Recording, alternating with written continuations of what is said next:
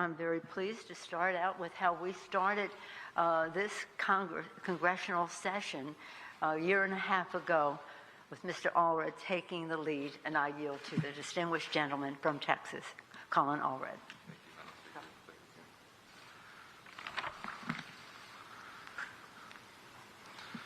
Well, thank you, Madam Speaker, and I want to thank all of my colleagues for joining me here today and for fighting for this critically important legislation. As the co-president of the freshman class, I can say that our diverse and talented colleagues were elected to deliver results like protecting Americans' health care and to stop the sabotage of our health care system.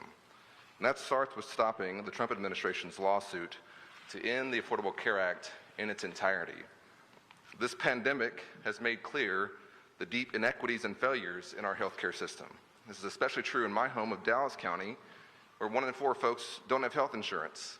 In the state with the highest uninsured rate in the country, Texas has still not expanded Medicaid, leaving more than 1 million Texans without health care coverage.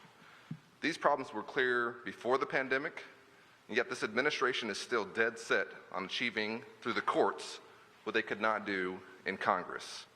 While we all fight for this common sense legislation that will improve the ACA, as we speak, the Trump administration is engaging in a cynical attempt in federal court to tear it down and rip away health care from millions of Americans.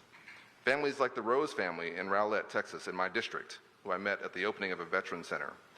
Rob and Debbie Rose have been able to get plans on the exchange as they waited for their Medicare coverage to kick in after Rob lost his job and the health care that came with it.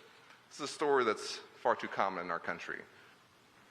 And it's why we can't go backwards. That's why on day one in Congress, I led the charge to fight the administration's lawsuit with my colleagues. This is a fight that we need to win in order to preserve the protections for pre-existing conditions and all the other protections and rights in the ACA. This really shouldn't be a political issue.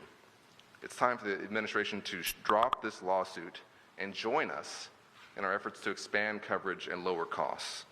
Americans need more access to health care, not less. This bill is a big first step towards fixing our healthcare system, and I'm proud to be joining in this fight.